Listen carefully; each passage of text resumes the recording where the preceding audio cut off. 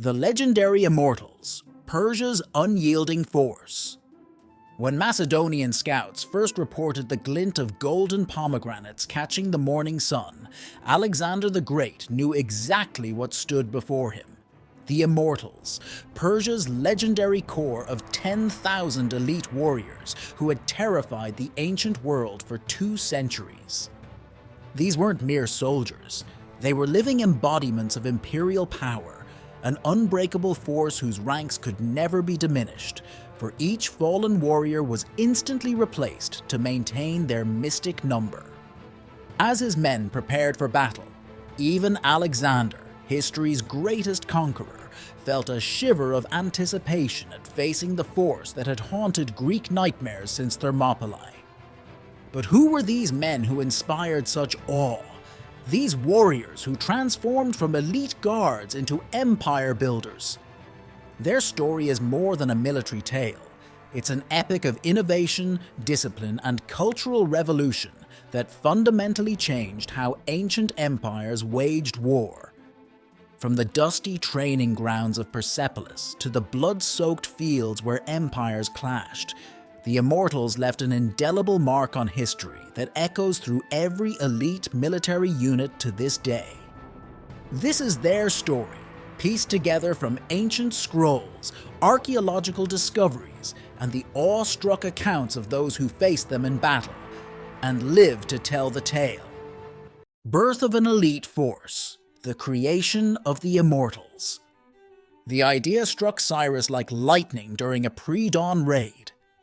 As he watched his noble cavalry struggling to dismount and fight on foot against nimble tribal warriors, he realized the fatal flaw in Persian military thinking. An army of part-time warrior nobles would never be enough to build the empire he envisioned. While these aristocrats excelled in the traditional mounted warfare of the steppes, the complex art of empire building demanded something unprecedented, a force that could adapt to any terrain, any tactic, any mission. That morning, spattered with mud and blood, the young king began sketching out his revolutionary vision, the world's first standing professional army.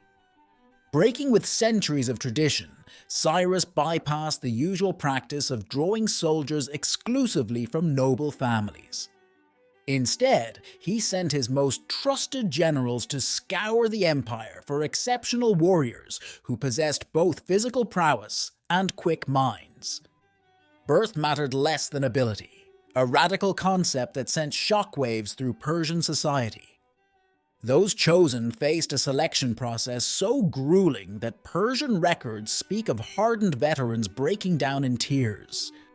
Candidates were forced to march for days through desert heat carrying full equipment, solve complex tactical problems while exhausted, and demonstrate absolute loyalty through tests that pitted friend against friend. Of the first 100,000 who attempted the trials, only 10,000 earned the right to be called immortal. The number wasn't chosen by chance. In Persian mysticism, 10,000 represented divine completion, a number that bridged the mortal and divine worlds. Cyrus leveraged this cultural significance masterfully, ensuring that his new force carried spiritual as well as military authority. He housed them in magnificent barracks overlooking Persepolis, paid them from his personal treasury, and granted them privileges that made noble families seethe with jealousy. Their families received royal pensions, their children attended the same schools as princes, and their commanders dined at the king's own table. But it was their training that truly set them apart. While other ancient armies trained sporadically, the Immortals developed the world's first systematic year-round training program. They mastered every weapon from the traditional Persian composite bow to the latest innovations in siege warfare. They learned to fight in formations so complex that Greek observers compared their movements to choreographed dances. Most revolutionary of all, they trained to think independently, making them equally capable of functioning as elite shock troops or dissolving into smaller units for special operations. The results exceeded even Cyrus's ambitious dreams. Within a decade, the Immortals had evolved into something unprecedented in military history. Warriors who could outride cavalry, outshoot archers, outmaneuver light infantry, and breach fortifications that had stood for centuries. Their first major test came at the Siege of Sardis, where they achieved what military historians had thought impossible, scaling a sheer cliff face at night to infiltrate the supposedly impregnable citadel. The message to the ancient world was clear. A new kind of warrior had arrived, and with them, a new age of warfare. Their reputation spread like wildfire through the ancient world, amplified by their striking appearance. They dressed identically in richly embroidered tunics, scale armor that caught the sun like dragon scales, and elaborate headdresses topped with golden pomegranates. No force in the ancient world could even approach their combination of intense discipline, versatile skills, and exquisite equipment. The sight of 10,000 identically equipped warriors moving with machine-like precision was psychologically devastating to enemies accustomed to fighting tribal levies or militia forces. Before a single spear was thrown, battles were half won by their mere presence. But perhaps their most profound impact came from the replacement system that gave them their famous name. When an immortal fell in battle or succumbed to age or illness, a replacement who had been training for years stepped forward to take his place. The unit never dropped below full strength, never aged, never weakened. To face them was to face something terrifyingly inhuman, a military force that could not be diminished, could not be worn down, could not be outlasted. The psychological impact of this system on their opponents cannot be overstated. As one Greek commander wrote home after his first encounter with them, "How can one defeat an enemy who cannot die?" Fusion of Median craftsmanship and Persian martial prowess. The marriage of Median sophistication and Persian martial prowess didn't happen in a palace or on a battlefield. It began in the markets of conquered Ecbatana. There, Persian warriors still dusty from campaign would stare in wonder at Median craftsmen wielding Damascus steel, their forge fires burning strange colors from exotic minerals. These chance encounters sparked a military revolution. What if the raw fighting spirit of the steppes could be wedded to the most advanced metallurgy of the age? Median armorers, their traditional secrecy broken down by Persian gold, began experimenting with new techniques. They discovered that by alternating layers of high carbon and pattern-welded steel, they could create armor that was simultaneously lighter and stronger than anything the ancient world had seen. The distinctive scales of immortal armor weren't just decorative. Each was a masterpiece of metallurgy, curved to deflect blows and treated with secret techniques that left them with a signature blue-black sheen. A full suit contained over 5,000 individual scales, each one signed by its maker. But it was in the realm of military psychology that this cultural fusion proved most devastating. The Immortals learned to weaponize luxury. Their gleaming armor and golden ornaments weren't mere vanity, they were calculated to create an overwhelming sensory experience.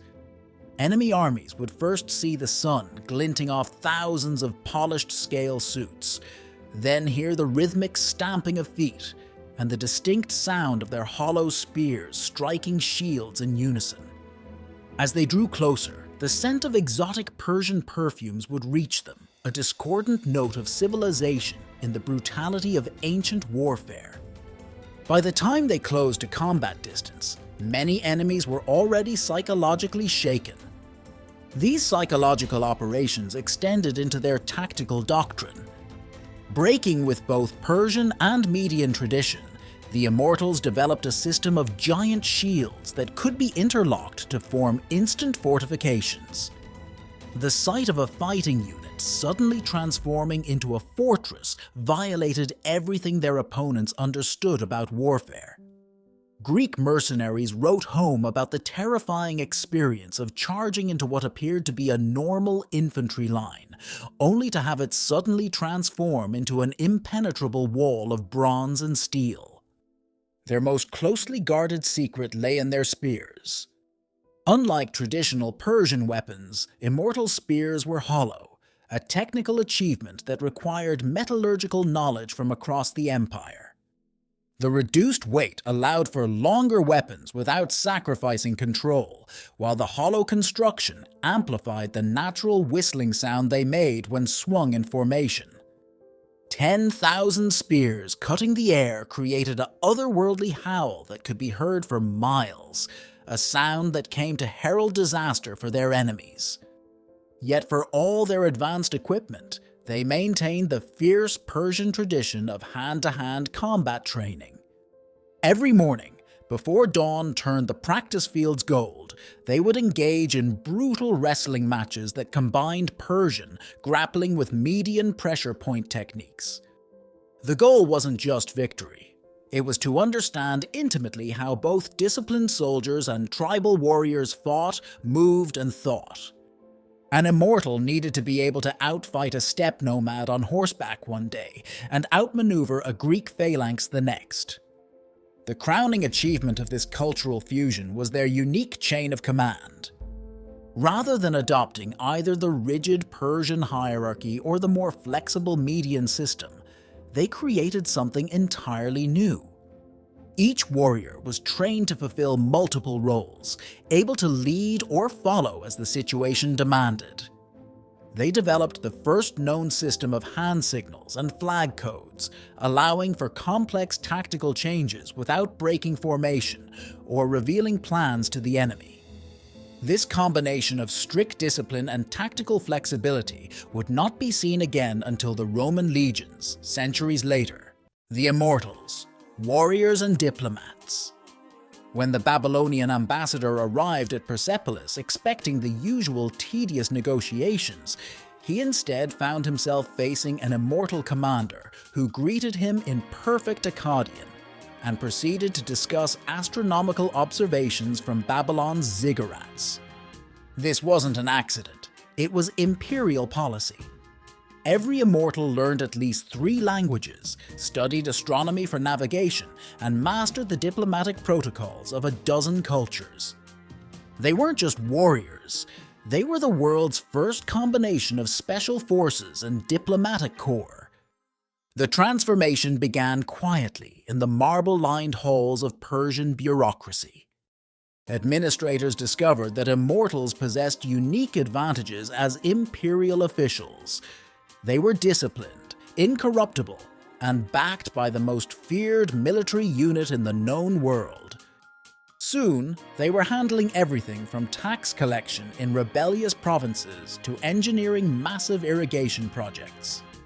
A sight that struck terror on the battlefield, the golden pomegranate standard of the Immortals, became a welcome one in troubled regions, signaling that competent administration had arrived. Palace life changed dramatically with their rise to power. Gone were the days when nobles could scheme freely in shadowy corridors. The Immortals developed the ancient world's first professional intelligence service, combining military precision with political cunning. They placed their men in every significant position at court, not through force but through sheer competence. Their signal system, so effective in battle, proved equally useful for passing information through the labyrinthine politics of the Persian capital. A subtle hand gesture during a royal audience could trigger a chain of communication that would reach the outer provinces within days. Yet their greatest innovation lay in how they wielded soft power. They established the first known system of rotating governorships, sending their members to administer provinces for limited terms. This prevented the buildup of personal power bases while ensuring consistent administration across the empire. Their governorships became famous for odd combinations of absolute authority and progressive policy. They were equally likely to execute a corrupt official or establish a new school of mathematics and philosophy. The Library of Persepolis reveals their more subtle influences. Among scrolls of military tactics and diplomatic correspondence, archaeologists have found evidence that immortals patronized artists, funded scientific research, and sponsored architectural innovations. They demonstrated an almost obsessive interest in collecting and organizing knowledge from across the empire. Every returning patrol was required to document new technologies, techniques, or ideas they encountered. This vast intelligence network turned them into the ancient world's most effective agents of cultural and technological transfer. Behind the scenes, they were revolutionizing how empire itself functioned. They developed the first standardized system of weights and measures across multiple cultures, created an early form of postal service, and standardized legal codes in dozens of languages. Their military precision, applied to civilian administration, created systems so efficient that many continued to function for centuries after the Immortals themselves were gone. When Alexander's armies finally conquered Persia, they found themselves inheriting an administrative system so sophisticated that they largely chose to adopt rather than replace it. The final irony of their story lies in how they transformed the very nature of power in the ancient world. They proved that an elite force could be more than just military muscle. It could be the backbone of sophisticated imperial administration. This model of warrior administrators would be copied by empires for centuries to come, from Rome's Praetorian Guard to the Ottoman Janissaries. Yet none quite managed to replicate the unique combination of military excellence, administrative efficiency, and cultural sophistication that made the Immortals truly unique in history.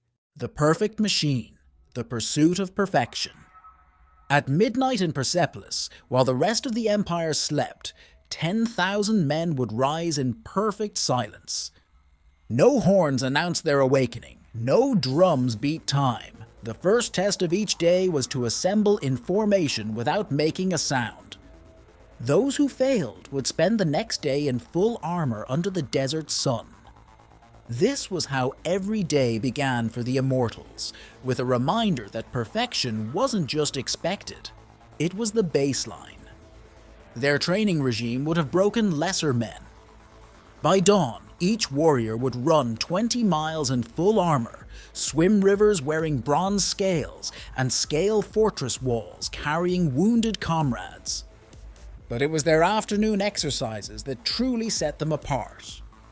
While other armies practiced basic formation fighting, the Immortals engaged in complex battle simulations involving multiple units, shifting objectives, and unexpected challenges. They would deliberately sabotage their own equipment, create artificial sandstorms, and simulate the chaos of real battle with a sophistication that wouldn't be seen again until modern military war games. The pursuit of perfection extended to every aspect of their lives. Their meals were carefully planned by the Empire's finest physicians, combining exotic ingredients from across the known world to enhance performance. They consumed a purple honey from the mountains of modern-day Nepal that was said to increase night vision, and a particular type of fermented mare's milk that improved endurance.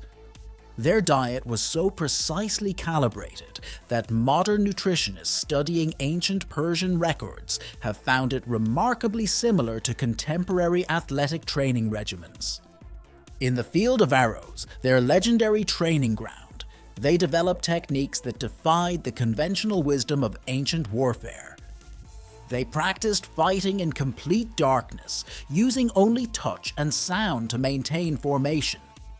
They learned to communicate through an intricate language of drumbeats that could relay complex tactical information across vast distances.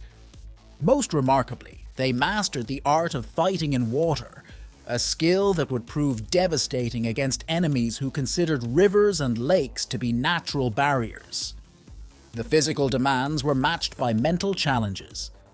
Each warrior was required to solve complex tactical puzzles while under extreme stress.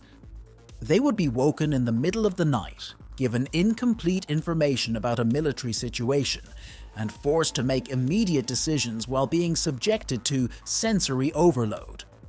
These exercises produced commanders who could think clearly in chaos, make decisions with partial information, and adapt instantly to changing circumstances. But perhaps their most extraordinary innovation was their system of rotating specialties. Every 3 months, each immortal would switch to a different combat role.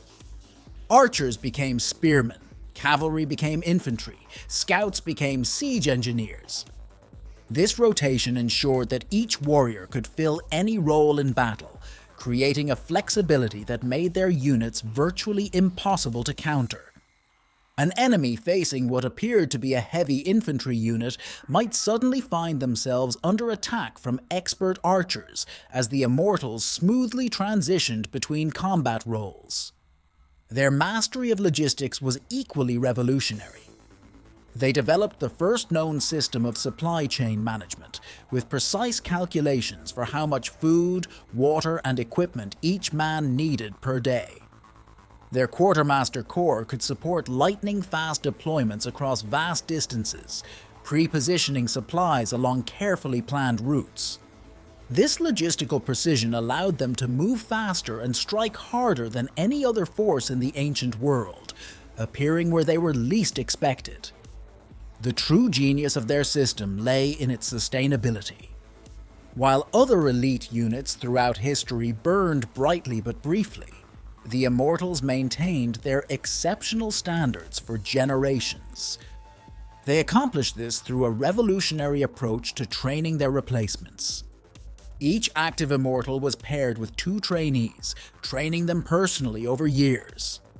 Only when both trainees reached the required standard could an Immortal retire.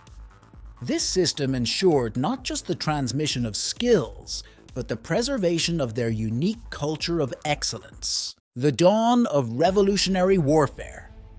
The dusty plains of Thymbra in 547 BCE would witness the debut of warfare's future.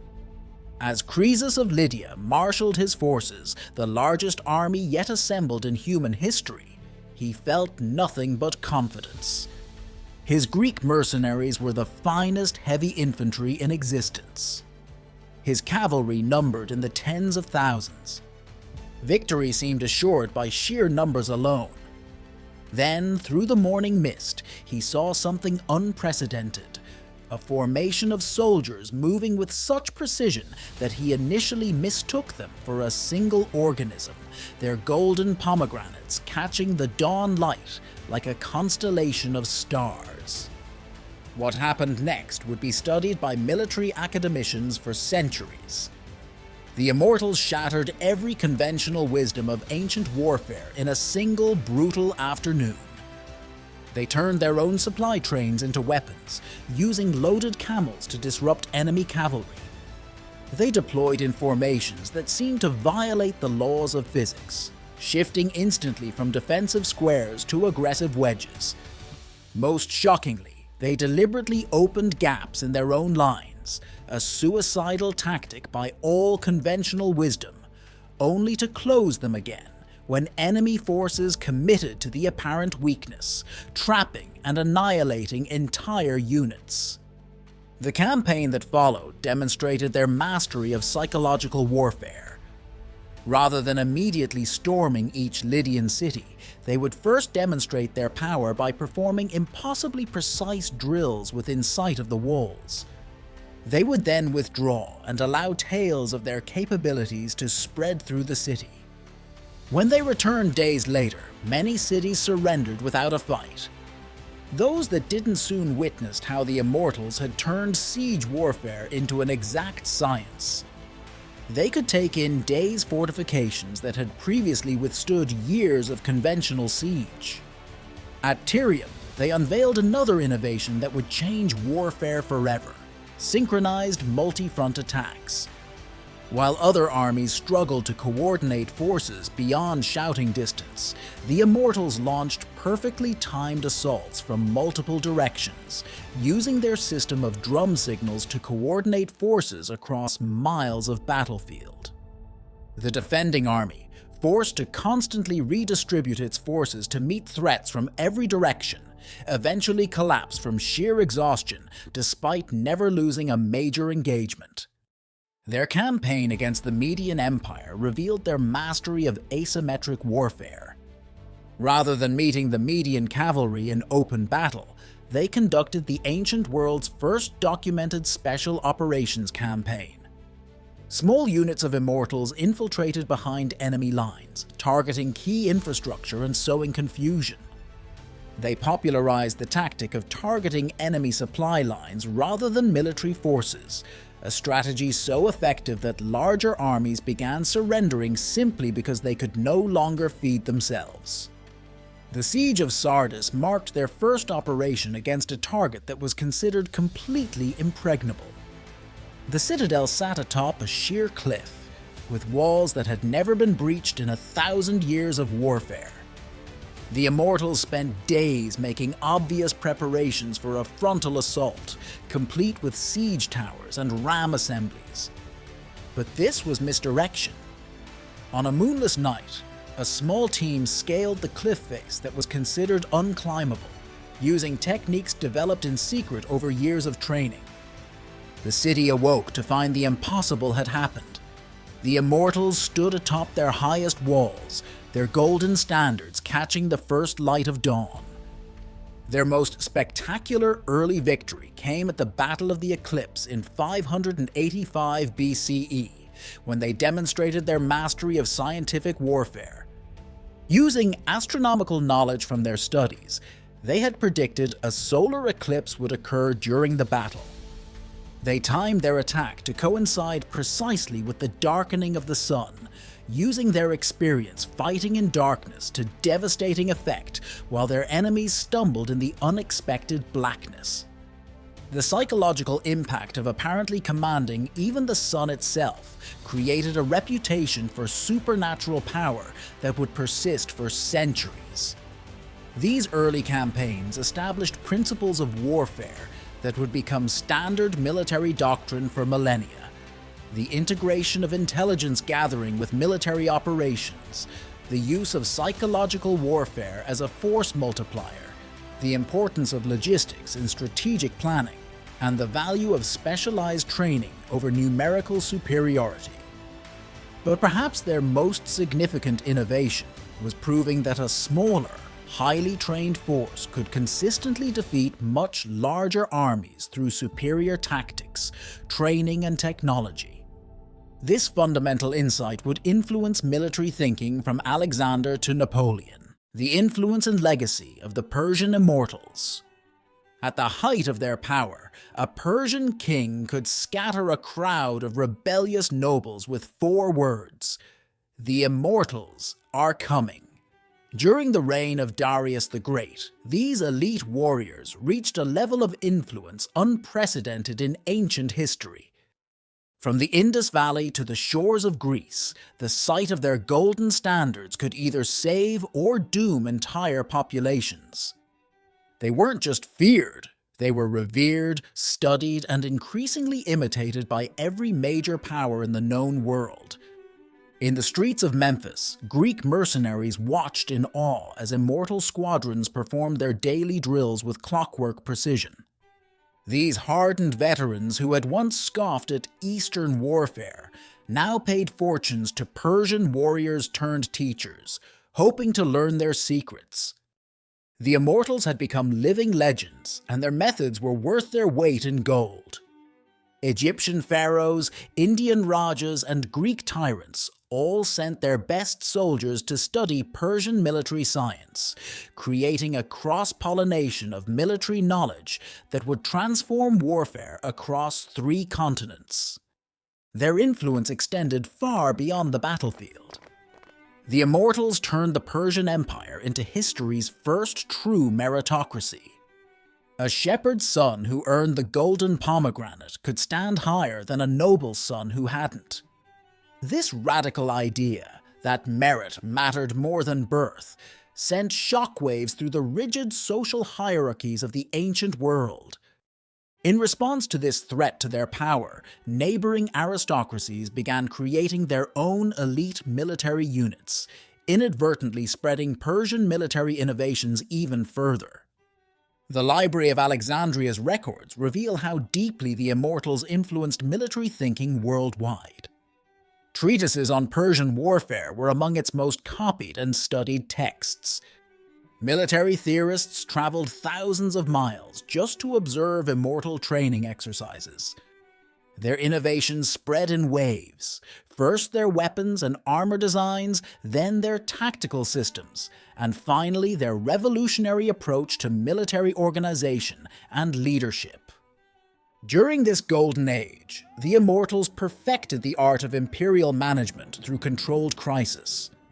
They would deliberately allow small problems to develop in troublesome provinces, then solve them with overwhelming competence, demonstrating both the benefits of cooperation and the consequences of resistance. This sophisticated approach to power projection became the template for empire management for centuries to come. Even Rome's later system of intervention and stabilization drew heavily from Persian precedent. Their greatest triumph came in the realm of military architecture. The Immortals transformed the very nature of fortification, developing new principles of defense that rendered traditional siege warfare obsolete. They designed fortresses with multiple layers of defense, each calibrated to exhaust attackers in specific ways. These innovations culminated in the fortress city of Babylon, which they redesigned into what ancient historians called a puzzle box of death. Each apparent vulnerability was actually a trap, each weakness a carefully planned killing ground. But perhaps their most lasting achievement was educational. They established the world's first standardized military training system, complete with written manuals, progressive difficulty levels, and formal evaluation criteria. These methods were so effective that they were copied by armies around the world. The Greek military reforms that would later enable Alexander's conquests were directly inspired by Persian models. Even in China, archaeological evidence suggests that Persian military manuals influenced the development of professional armies. Their fall from this height of power came not from defeat, but from their own success. As the Persian Empire grew increasingly stable under their administration, the Immortals became victims of their own efficiency. Military excellence gradually took a back seat to administrative competence. The warrior scholars slowly transformed into scholar administrators. While they remained formidable, the legendary fighting force began to evolve into something closer to an elite civil service. This transition would have fatal consequences when they finally faced an enemy who had studied and improved upon their original military innovations: Alexander of Macedon. The evolution of warfare: Persians versus Greeks. Facing the Greeks. The first time the Immortals encountered Greek hoplites, both sides stared in bewilderment. The Greeks, with their massive shields and rigid phalanx formation, seemed absurdly inflexible to Persian eyes. The Immortals, with their lighter armor and fluid movements, appeared dangerously exposed to the Greeks. Neither side realized they were witnessing the beginning of a military revolution that would transform warfare forever. The clash between Persian flexibility and Greek solidity would force both cultures to evolve their combat doctrines in ways that would ripple through history. At Marathon, the Immortals learned their first harsh lesson about Greek warfare. Their usual tactics of mobility and deception crashed against the bronze wall of the phalanx like waves against a cliff. The Greeks had developed something entirely new, a formation that transformed ordinary citizens into an almost invulnerable fighting unit. For the first time, the Immortals faced an enemy that couldn't be outmaneuvered through superior tactics alone. The battalion commander's report to Persepolis was brief but shocking. "They don't break." The Immortals responded to this challenge with characteristic thoroughness. They captured Greek armor and weapons, trained against mock phalanxes, and even hired Greek mercenaries to teach them hoplite tactics. They discovered that the phalanx, while virtually invulnerable from the front, was achingly vulnerable from the flanks and rear. This insight led to the development of new tactics specifically designed to force the Greeks to either break formation or be surrounded, a strategy that would prove devastatingly effective in later battles. Thermopylae marked their most dramatic adaptation. Facing Spartan warriors in a narrow pass, the Immortals abandoned their traditional flexible formations and met the Greeks at their own game. They modified their armor to match Greek weight and protection, transformed their spears into shorter but more lethal weapons, and adapted the phalanx format to their own needs. The result was a hybrid fighting style that combined Greek solidity with Persian mobility. The cost in lives was horrific, but the Immortals emerged with something unprecedented: a tactical system that could defeat Greeks at their own style of warfare. But it was at Plataea that they unveiled their most innovative response to Greek tactics. Rather than trying to break the phalanx head-on, they developed a system of rotational combat. Units would engage briefly, then quickly withdraw to be replaced by fresh troops, preventing the Greeks from utilizing their superior endurance. This constant rotation exhausted the Greek formations while minimizing Persian casualties. Though the battle was ultimately lost due to larger strategic factors, the tactic itself was so effective that it was rapidly adopted by armies throughout the ancient world. The culmination of this tactical evolution came at the Battle of Cunaxa, where the Immortals demonstrated their mastery of combined arms warfare. They had learned to use light infantry to disrupt Greek formations, cavalry to exploit gaps, and their traditional mobility to prevent the phalanx from bringing its full force to bear. The Greeks found themselves facing an enemy that could match their discipline, while retaining the ability to rapidly adapt to changing battlefield conditions. It was a devastating combination. These adaptations came at a price. The Immortals' increasing emphasis on heavy infantry tactics gradually eroded their traditional advantages in mobility and flexibility. The once fluid force became more rigid, more specialized, and ultimately more vulnerable to the very type of innovative tactics they had once employed. This transformation would have fatal consequences when they faced Alexander, who had studied both Greek and Persian warfare and developed a system that took advantage of the weaknesses in both. The final irony of their confrontation with Greek warfare was that it led to the creation of a new military paradigm that surpassed both original systems. Alexander's army, which would eventually destroy the Persian Empire, utilized a combination of Greek phalanx tactics and Persian mobility that the Immortals themselves had pioneered. In their efforts to adapt to Greek warfare, they had inadvertently created the template for their own destruction. The Last Stand, the Clash of Titans. History rarely provides perfect dramatic irony, but the final conflict between Alexander and the Immortals delivered exactly that. The world's greatest conquering force faced the world's most elite defensive unit, and both had trained using each other's techniques. When their armies finally clashed at Issus, Alexander found himself staring at a mirror of his own tactical innovations. The Immortals had mastered his oblique advance, his cavalry tactics, even his signature feigned retreat. But Alexander had one advantage they couldn't match. He was fighting to create an empire, while they had become focused on preserving one. The Battle of Issus began with an unprecedented sight. The Immortals abandoned their traditional battle formations and adopted a modified Macedonian phalanx. They had anticipated Alexander's tactics perfectly, positioning their units to counter his every standard move.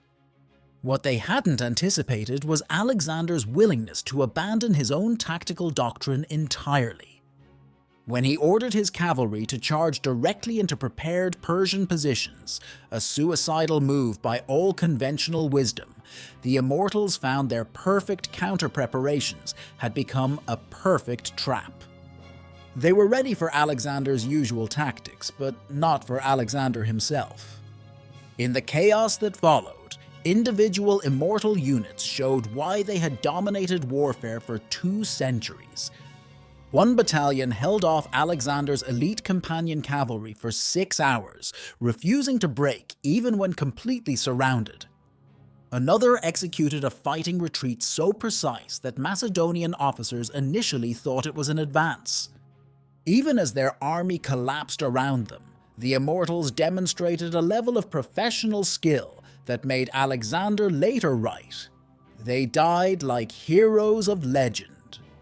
At Gaugamela, the Immortals unveiled their final tactical innovation, the hollow square. This formation allowed them to defend against attacks from any direction, while maintaining the ability to launch coordinated counterattacks. For a few crucial hours, they achieved what no other force had managed. They fought Alexander's army to a standstill. The Macedonian king was so impressed that he ordered his officers to study the formation, which would later become a standard tactic in his own army. The siege of Persepolis marked their final transformation. With their empire crumbling, the Immortals reverted to their oldest role, protecting Persian civilization itself. They systematically evacuated the royal archives, preserved sacred artifacts, and secured crucial administrative records. Even as Alexander's troops poured into the city, Immortal units were still coordinating the escape of scholars, artists, and craftsmen. This final act of organized preservation would have far-reaching consequences. Much of what we know about Persian civilization survived because of their efforts. Their last battle came not at a famous city or strategic choke point, but at a nameless mountain pass in the heart of Persia.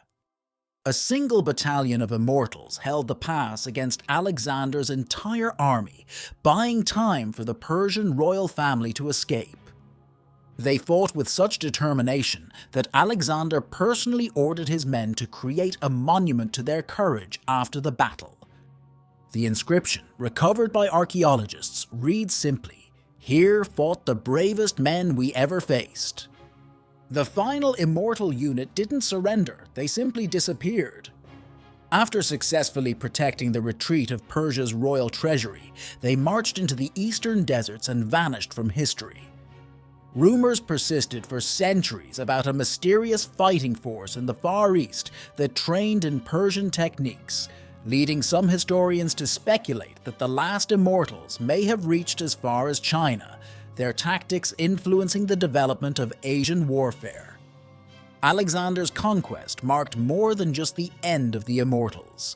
It represented the transition from one age of warfare to another. The Immortals had perfected the art of imperial defense, but Alexander represented a new kind of warfare focused on rapid conquest. Yet even in defeat, their influence persisted. Alexander adopted many of their administrative systems, copied their communication networks, and even tried to recreate their training programs. The Immortals were gone, but their innovations lived on in every army that came after them. Their greatest legacy was not any single battle or campaign, but the principle they embodied, that warfare could be both a science and an art, that soldiers could be both warriors and scholars, that an elite military unit could serve civilization as well as defend it. 2,000 years later, modern special forces units still study their methods, and their ideal of the warrior scholar remains the template for elite soldiers worldwide. Echoes of the Immortals, ancient wisdom in modern warfare. When America's Delta Force began developing their selection process in 1977, they turned to an unexpected source of inspiration: ancient Persian scrolls describing Immortal training techniques. The modern commandos were stunned to find their cutting-edge ideas about stress inoculation and adaptive decision-making had been pioneered 2 millennia earlier. Even more surprising, the Immortals' emphasis on combining intellectual development with physical training eerily mirrored the emerging concept of the modern warrior scholar. Archaeological discoveries continue to reveal the stunning sophistication of immortal methods. In 2019, underground chambers discovered beneath Persepolis revealed elaborate training facilities that wouldn't look out of place in a modern special forces base. The rooms included acoustic engineering to simulate battlefield conditions, water tanks for underwater combat training, and what appears to be the world's first shoot house, a facility for practicing close-quarters combat. Modern military architects found themselves studying 2,500-year-old designs for insights into facility layout and training efficiency. Their influence echoes through history's elite units. The Ottoman Janissaries copied their replacement system. Napoleon's Old Guard mirrored their role as combat executors and administrative experts. The British SAS unknowingly replicated their method of combining small unit autonomy with strategic coordination. Even the Israeli Defense Forces' approach to combining military service with education draws striking parallels to Persian methods. Modern analysis of their battlefield communication system has revealed principles that anticipated radio warfare by 2 millennia. Their drum codes contained sophisticated encryption methods, frequency hopping techniques to prevent interception, and redundancy systems to ensure message integrity. When the US military developed its first field communication protocols during World War II, they unknowingly replicated many Persian innovations. The discovery of immortal military manuals in previously unknown chambers of Persepolis has revolutionized our understanding of ancient warfare. Their texts describe psychological operations that could have come from a modern CIA manual, logistics calculations that match computer models, and training methods that neuroscientists now recognize as optimized for skill development and stress management. Most remarkably, they detail a systematic approach to analyzing and adapting enemy tactics that reads like a modern military intelligence handbook. Recent technological analysis has revealed that their famous armor was even more sophisticated than previously thought. The distinctive blue-black finish of their scale armor, long considered decorative, has been shown to have anti-reflective properties that aided in night operations. The golden pomegranates that topped their spears contained complex internal mechanisms that could be adjusted to produce different tones, essentially serving as acoustic signaling devices. They weren't just ahead of their time. In many ways, they were ahead of ours. Their most enduring legacy may be in the realm of military psychology. The Immortals' understanding of how to build and maintain elite unit cohesion while preventing toxic group dynamics remains relevant today. Modern military psychologists have found their 3-year integration process for new members' maps perfectly onto contemporary models of unit psychology and team building. Their methods for maintaining individual initiative within a strict command structure are still studied at war colleges worldwide. In the end, the Immortals' greatest achievement wasn't just military innovation. It was proving that soldiers could be more than just warriors. Their integration of military excellence with scholarly pursuit, administrative competence, and cultural sophistication created a template for military professionalism that remains aspirational even today.